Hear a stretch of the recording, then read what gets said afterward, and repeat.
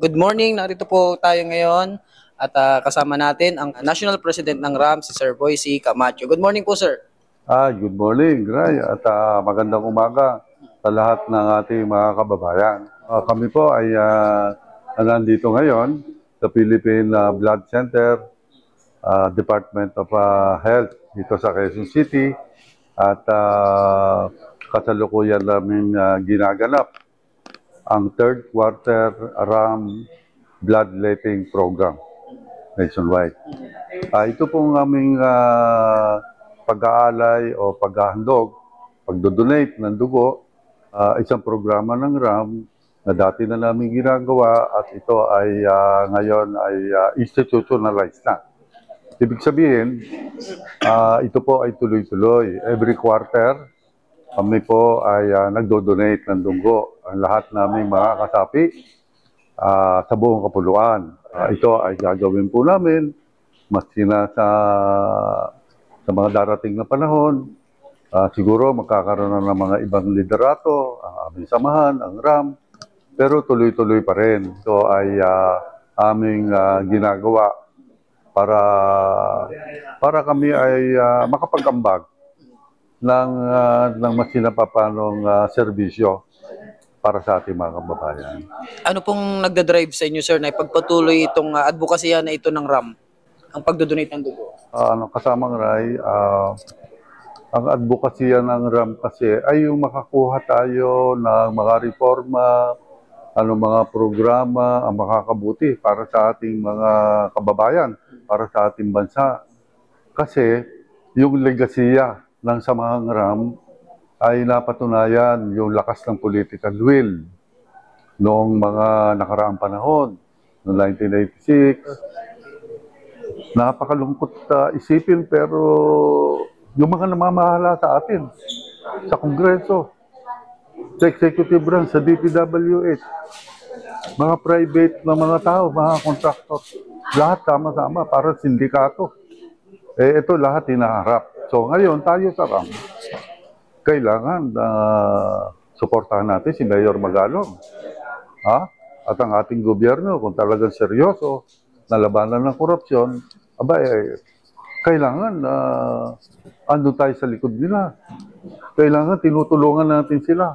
Kailangan ginagamit natin yung nasubukan natin political will nung araw.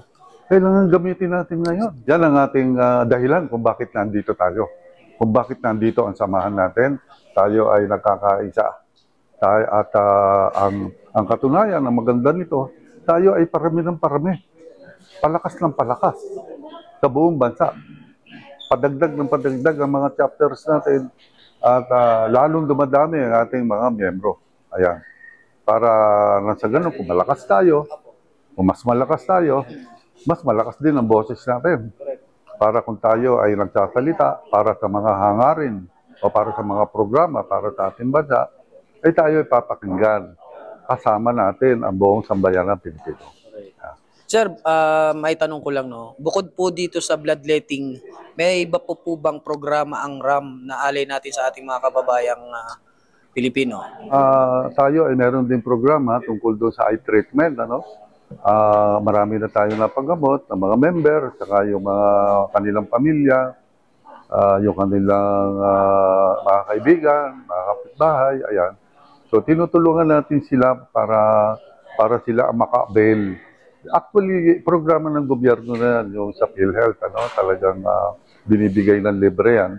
Kaya lang, siyempre, yung mga tao galing sa malalayong lugar, sa mga probensya, na wala namang mga eye clinic doon. So sinasamahan natin at ina-assist natin para sila ay madala doon sa mga kaibigan natin na may mga eye clinic, para sila nagagamot kagad. Isa pa, meron tayong bagong programa rin, Como honorary member natin, si Senator Bam Aquino, na napakagaling din, napakabata at napakahusay.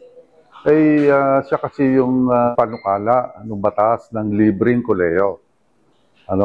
So yan, ino-offer din natin sa ating mga members, sa kanilang pamilya, sa kanilang mga kapitbahay, sa mga kaibigan, sa mga katrabaho na hindi nalalaman itong panukala na ito, itong batas. na yan pala ay mayroon. So tayo, ini-inform natin sila at ina-assist natin. Ayan. So sinasamahan natin kung kailangan at binibigay natin lahat ng mga information kung saan mga state universities o colleges na sila ay pwedeng pumasok. Ayan. Kaya yun yung sinasabi nating assistance to pre-college education. Maalalay tayo sa kanila, lalo na sa mga kabataan.